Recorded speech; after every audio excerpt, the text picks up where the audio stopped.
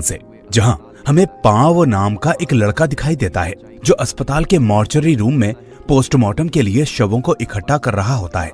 पाव ये काम पिछले काफी लंबे समय से कर रहा था और अपने काम में वो काफी माहिर भी था। लेकिन आज की रात पाव की जिंदगी की सबसे अलग और सबसे खास रात बनने वाली थी, क्योंकि आज मॉर्चरी में एक ऐसा शव लाया गया था जिसकी मौत ने पूरे स्पेन को हिलाकर रख दिया था। ये शव था एना फीट्स का। एना फीट्स पूरे स्पेन की बेहद मशहूर अभिनेत्री थी। उसकी खूबसूरती, उसकी अदाकारी और उसकी लोकप्रियता के लाखों लोग दीवाने थे। पूरा स्पेन मानो उसके नाम पर पागल था। लेकिन पिछली रात एक पार्टी के दौरान एना फीट्स का शव वॉशरूम में मिला। इतनी बड़ी अभिनेत्री की अचानक हुई मौत ने उसके फैंस और पूरे देश को गहरे सदमे में डाल दिया। अब एना फीट्स का पोस्टमार्टम कल सुबह इसी अस्पताल में होने वाला था और उसी पोस्टमार्टम के बाद ये सच सामने आने वाला था कि आखिर पिछली रात उसके साथ असल में हुआ क्या था। जब पाव ने एना फीट्स का शव देखा तो वो खुद को संभाल नहीं पाया। उसके सामने वही अभिनेत्री पड़ी थी जिसे कभी पूरा स्पेन पर्दे पर देखकर दीवाना हो जाता था। पाव अपनी भावनाओं पर काबू नहीं रख पाया और उसने एना फीट्स के शव की कुछ तस्वीरें खींचकर अपने दोस्तों को भेज दी। भले ही एना फीट्स अब इस दुनिया में नहीं थी, लेकिन उसके फैंस अब भी उसकी इस आखिरी झलक पाने की उम्मीद में बैठे थे। एना फीट्स इतनी बड़ी अभिनेत्री थी कि जिस अस्पताल में उसका पोस्टमार्टम होने वाला था उसका नाम तक गुप्त रखा गया था, ताकि कहीं उसके फैंस की भीड़ अस्पताल के बाहर जमा ना हो जाए। लेकिन अब वही मशहूर अभिनेत्री का शव पाव के सामने पड़ा था। कुछ देर के बाद अस्पताल में इवान और जाबी नाम के दो लड़के आते हैं। वो दोनों अपने दोस्त पाव से मिलने आए थे। इवान और जाबी पाव से मिलते हैं और उसे अपने साथ पार्टी में चलने के लिए कहते हैं, लेकिन पाव उन्हें बताता है कि उसकी शिफ्ट रात 12 बजे तक है, इसलिए वो 1 घंटा खत्म होने के बाद ही उनके साथ जा पाएगा। इसके बाद पाव इवान और जाबी को अस्पताल के बाहर पार्किंग में ले जाता है और फिर तीनों वहीं बैठकर साथ में शराब पीने लगते हैं। जैसे ही शराब का नशा इवान के सिर पर चढ़ने लगता है, वो पाव से एना फीट्स के बारे में बात करने लगता है। इवान जानता था कि एना फीट्स का शव इसी अस्पताल के मॉर्चरी रूम में रखा हुआ है, इसलिए वो पाव से जिद करने लगता है कि वो एना फीट्स का शव अपनी आंखों से देखना चाहता है। पाव तुरंत मना कर देता है क्योंकि ये अस्पताल के नियमों के खिलाफ था और अगर किसी को इस बात की खबर लग जाती तो पाव की नौकरी तक जा सकती थी। लेकिन एना फीट्स उस समय की सबसे बड़ी अभिनेत्री थी और उसकी खूबसूरती के चर्चे पूरे स्पेन में होते थे। इसी वजह से इवान लगातार पाव पर दबाव डालता रहता है। वो बार बार कहता है कि बस एक बार उसे एना फीट्स का शव दिखा दे। आखिरकार इवान की जिद के आगे पाव हार मान जाता है, लेकिन वो साफ कहता है कि ये बात कभी किसी को पता नहीं चलनी चाहिए। इसके बाद पाव अपनी नौकरी को खतरे में डालकर इवान और जाबी को अस्पताल के उस हिस्से में ले जाता है जहां आम तौर पर किसी बाहरी इंसान को जाने की इजाजत नहीं थी। अब अंदर पहुंचकर पाव एक शरीर के पास खड़ा होता है और फिर वो कहता है कि यही है एना फीट्स का शव। ये सुनते ही इवान और जाबी बेहद उत्साहित हो जाते हैं, लेकिन जैसे ही पाव उस शव से कपड़ा हटाता है दोनों के होश उड़ जाते हैं, क्योंकि वो एना फीट्स का शव नहीं था बल्कि एक बूढ़ी औरत का शव था। इवान और जाबी बुरी तरह से डर जाते हैं। दरअसल ये सब पाव का एक गंदा मजाक था। अपने दोस्तों की हालत को देखकर पाव जोर जोर से हंसने लगता है। इसके बाद वो पास में रखे दूसरे शव की तरफ बढ़ता है। जैसे ही पाव उस शव से कपड़ा हटाता है, इस बार सामने सचमुच एना फीट्स का शव होता है, वही मशहूर अभिनेत्री जिसे कभी पूरा स्पेन पर्दे पर देखने के लिए दीवाना था। मौत के बाद भी उसके चेहरे की खूबसूरती कम नहीं हुई थी। एना फीट्स को सामने से देखकर इवान खुद पर काबू नहीं रख पाता। उसकी आंखों में हैरानी भी थी और एक अजीब सी दीवानगी भी। एना फीट्स को सामने देखकर इवान पूरी तरह से होश खो बैठता है। नशे और उसकी दीवानगी ने उसके दिमाग पर इस कदर कब्जा कर लिया था कि अब वो सही और गलत में फर्क करना भूल चुका था। वो एना फीट्स के शव के साथ बेहद शर्मनाक और अमानवीय हरकतें करने लगता है। ये देखकर जाबी अंदर तक हिल जाता है। उसे साफ समझ में आ रहा था वो सिर्फ गलत नहीं बल्कि इंसानियत की सारी हदें पार करने जैसा है। जाबी तुरंत इवान को रोकने की कोशिश करता है। वो उसे बार बार समझाता है कि किसी भी इंसान के शव के साथ इस तरह की हरकत करना बहुत बड़ा अपराध है, लेकिन इवान अब पूरी तरह से नशे और सनक के कब्जे में था।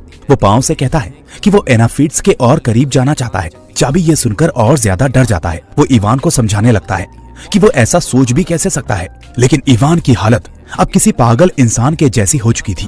उसके लिए एना फीट्स अब एक इंसान नहीं बल्कि उसकी बीमार सोच का शिकार बन चुकी थी।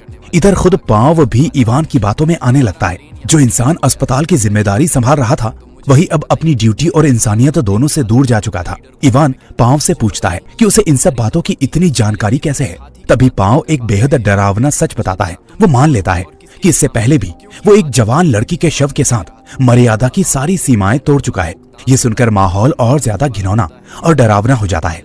जाबी अब पूरी तरह से समझ चुका था कि वो दो ऐसे लोगों के बीच में फंस गया है जिन पर नशे और हवस ने पूरी तरह से कब्जा कर लिया है।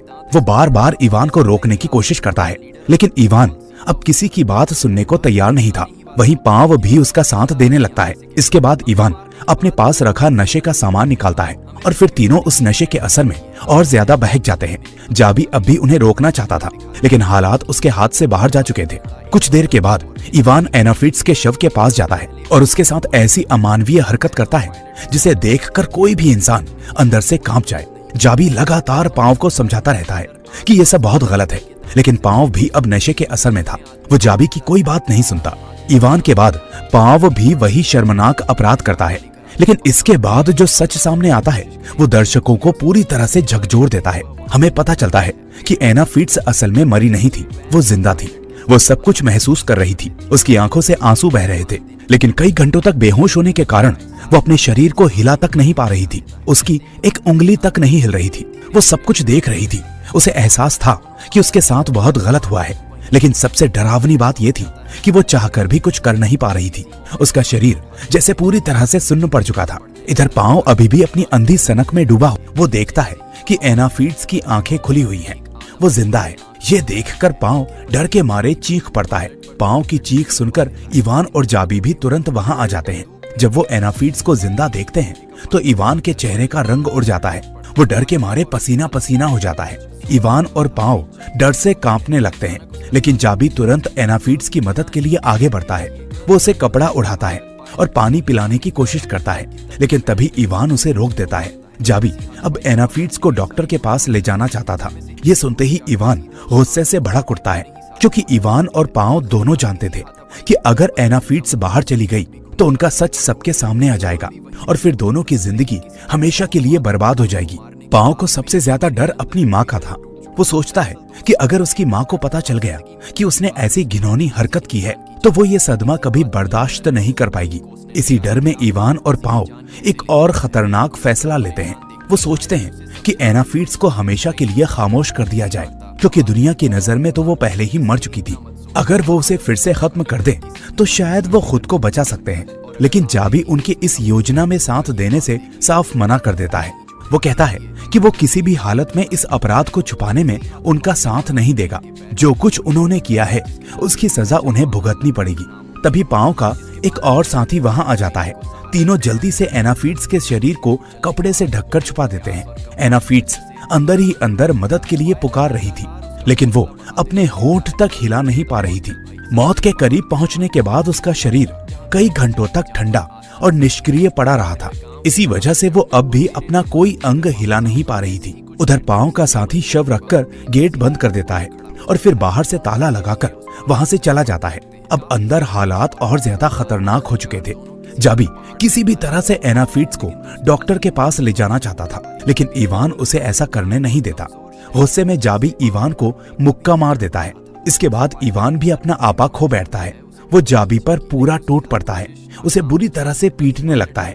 पांव बीच बचाव करने की कोशिश करता है, लेकिन इवान अब पूरी तरह से हिंसा और डर के कब्जे में था। वो जाबी को छोड़ने को तैयार नहीं था। जब इवान को होश आता है तो उसे एहसास होता है कि उसने गुस्से में जाबी को बहुत बुरी तरह से घायल कर दिया है। जाबी के सिर से खून बह रहा होता है। इवान घबराकर तुरंत अपने दोस्त जाबी से माफी मांगने लगता है, लेकिन अब माफी का कोई फायदा नहीं था। जाबी का खून बहुत ज्यादा बह चुका था। ये सब देखकर एना फिट्ज अंदर तक डर जाती है, क्योंकि इस पूरे हॉस्पिटल में जाबी ही एकमात्र इंसान था जो उसकी मदद करने की कोशिश कर रहा था। इवान और पांव अब जाबी को डॉक्टर के पास ले जाना चाहते थे, लेकिन समस्या ये थी कि गेट बाहर से बंद था। उनके पास बाहर निकलने का कोई रास्ता नहीं था। वो कपड़े से जाबी का खून रोकने की कोशिश करते हैं, लेकिन खून लगातार बहता रहता है। घबराहट में इवान और पांव फर्श पर फैले खून को साफ करने लगते हैं। इसी बीच पांव का एक और साथी वहां आ जाता है। वो पांव से एना फिट्ज के पोस्टमार्टम के बारे में बात करने लगता है। एनाफीट्स फिर से मदद के लिए आवाज लगाने की कोशिश करती है, लेकिन इवान तुरंत उसका मुंह दबा देता है। कुछ देर के बाद पाओ का साथी वहां से चला जाता है। अब इवान और पाओ सोचते हैं कि शायद वो जाबी को डॉक्टर के पास ले जा सकते हैं, लेकिन जैसे ही वो जाबी के पास पहुंचते हैं, उनके पैरों तले जमीन खिसक जाती है। जाबी की मौत हो चुकी थी। अपने दोस्त को मरा हुआ देखकर इवान पूरी तरह से टूट जाता है। दूसरी तरफ एनाफीट्स भी जाबी की मौत से सदमे में थी। वो कमजोर आवाज में उनसे कहती है कि जो कुछ उन्होंने किया है उसकी सजा उन्हें जरूर मिलनी चाहिए। अब इवान को कुछ हद तक होश आने लगता है। उसे समझ नहीं आता कि वो क्या करे। वो पहले ही एक बहुत बड़ा अपराध कर चुका था और अब उसके हाथों उसका अपना दोस्त भी मारा जा चुका था। इसी डर में इवान पाओ को फिर से गलत रास्ते पर ले जाने की कोशिश करता है। वो कहता है कि अगर वो जेल जाना नहीं चाहते तो उन्हें जाबी के शव को हमेशा के लिए छुपाना होगा और एनाफीट्स को भी खामोश करना होगा। पाओ अब बुरी तरह से डर चुका था। वो इवान का साथ देने से साफ मना कर देता है, लेकिन इवान उसकी माँ का नाम लेकर उसे धमकाने लगता है। वो कहता है कि अगर वो पकड़े गए तो उनकी खबर हर न्यूज चैनल और हर अखबार में आएगी, और जब पाओ की माँ को उसके इस घिनौने अपराध के बारे में पता चलेगा तो वो ये सदमा कभी सह नहीं पाएगी। इवान की बातों से पाओ बुरी तरह से टूट जाता है। वो नहीं चाहता था कि उसकी माँ को उसकी सच्चाई पता चले।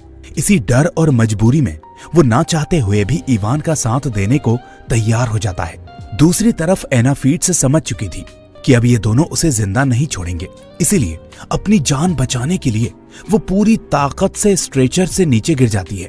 किसी तरह वो जाबी के पास पहुंचती है और उसका फोन उठा लेती है। वो अपने पिता को मदद के लिए कॉल करती है, लेकिन उसकी आवाज अब भी पूरी तरह से साथ नहीं दे रही थी।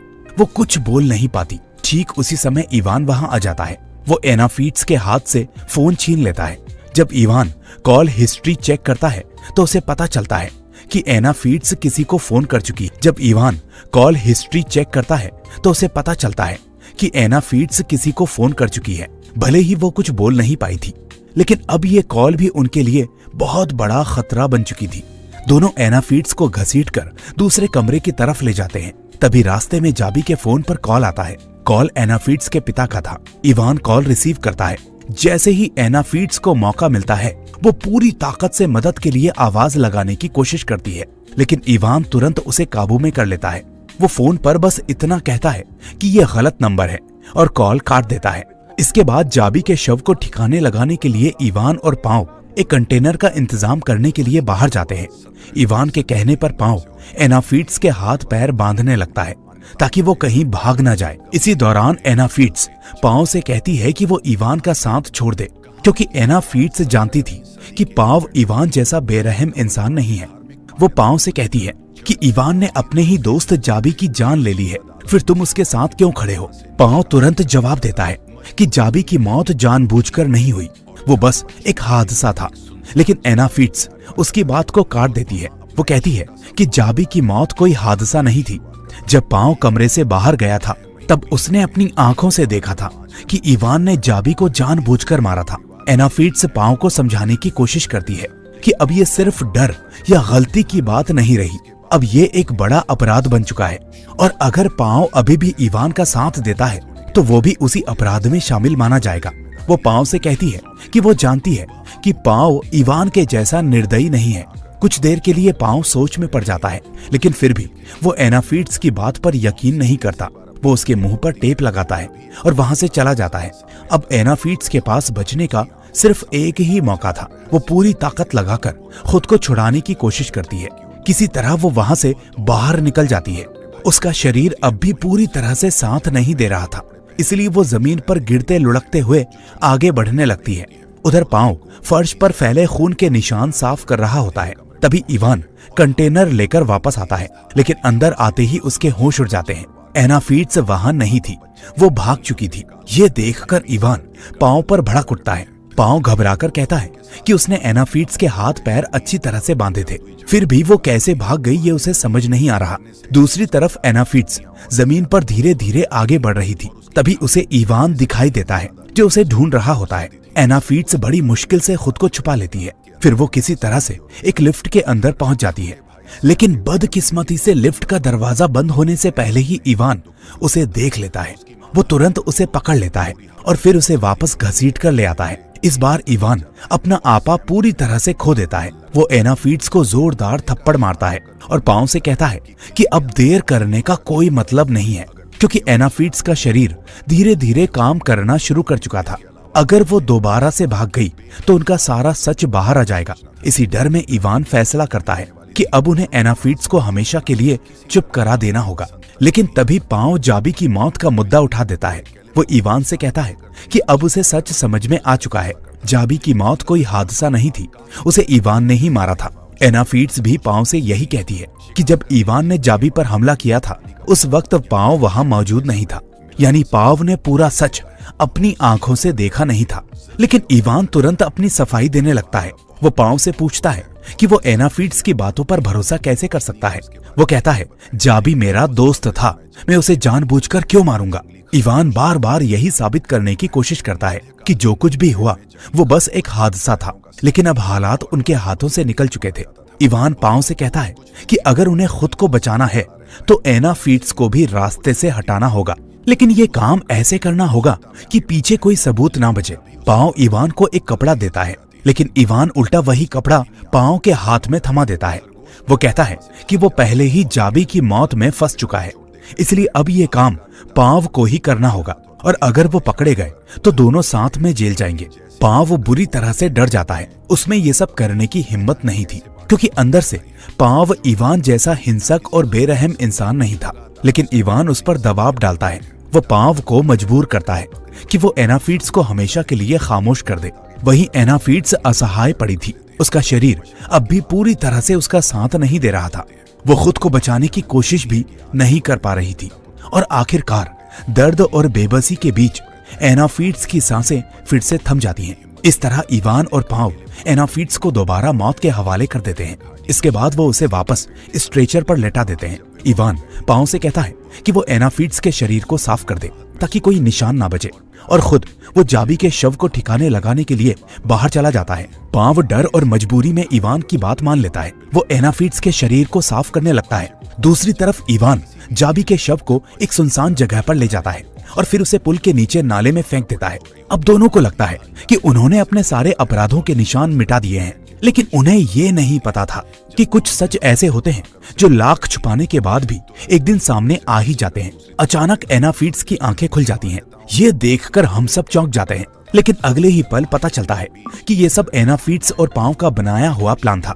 असल में पाँव अब एनाफीट्स की मदद कर रहा था। प्लान के मुताबिक अगर एनाफीट्स को दोबारा खतरा महसूस होता तो वो मरने का नाटक करती, और क्योंकि एनाफीट्स एक बेहतरीन अभिनेत्री थी इसलिए ये काम उसके लिए ज्यादा मुश्किल नहीं था।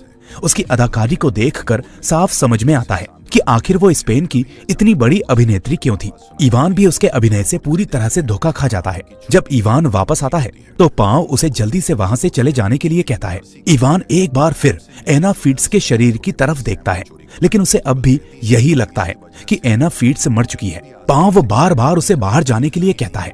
इवान सारे निशान मिटाकर वहाँ से निकलने लगता है, लेकिन जैसे ही वो लिफ्ट में चढ़ने वाला होता है अचानक उसे याद आता है कि उसका आईडी कार्ड वहीं छूट गया है, और उसे लेने के लिए वो दोबारा से लौटता है।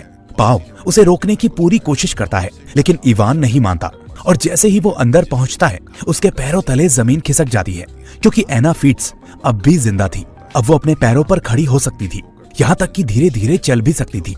ये देखकर इवान समझ जाता है कि पाँव ने उसे धोखा दिया है। पाँव एनाफीट्स के साथ मिलकर उसे फंसाने की कोशिश कर रहा था। गुस्से में इवान अपना आपा खो बैठता है। वो पाँव पर टूट पड़ता है और उसका गला दबाने लगता है। पाँव इवान के सामने बहुत ही कमजोर था, वो खुद को बचा नहीं पा रहा था। और ठीक उसी वक्त जब पाँव की जान जाने वाली होती है, एनाफीट्स पीछे से इवान पर हमला कर देती है। वो पास पड़ी कैंची उठाती है और इवान पर वार कर देती है। इवान दर्द से तड़पने लगता है और कुछ ही पलों में उसकी मौत हो जाती है। इवान को मरता देखकर पाँव हैरान रह जाता है। वो एनाफीट्स से पूछता है कि उसने इवान को क्यों मार दिया। वो लोग तो वैसे भी वहाँ से निकलने ही वाले थे, लेकिन एनाफीट्स के चेहरे पर अब कोई डर नहीं था। अब उसके अंदर सिर्फ दर्द, गुस्सा और बदला था। अगले ही पल एनाफीट्स वही कैंची पाँव के पेट में घोंप देती है। पाँव गंभीर रूप से घायल होकर नीचे गिर पड़ता है, लेकिन एनाफीट्स रुकती नहीं। वो पाँव पर बार बार वार करती है और आखिरकार पाँव भी वही दम तोड़ देता है। भले ही पाँव इवान जितना हिंसक नहीं था, लेकिन एना फीट्स के साथ जो कुछ हुआ उसमें पाव भी बराबर जिम्मेदार था। उसी ने एना फीट्स की तस्वीरें खींचकर इवान और जाबी को भेजी थी। उसी ने अस्पताल के नियम तोड़कर दोनों को अंदर बुलाया था और उसी की वजह से एना फीट्स की जिंदगी एक भयानक रात में बदल गई और इसीलिए एना फीट्स ने पांव पर कोई दया नहीं की। इस तरह एना फीट्स ने उन लोगों को अपने हाथों से खत्म कर दिया जिन्होंने उसे कर दी थी। तो दोस्तों, ये मूवी कैसी लगी मुझे कमेंट करके जरूर बताना। साथ ही ऐसे ही वीडियोस के लिए चैनल को सब्सक्राइब करना ना भूलें। हम फिर मिलेंगे एक और ऐसी ही हॉरर स्टोरी के साथ। Till then take care and thanks for watching.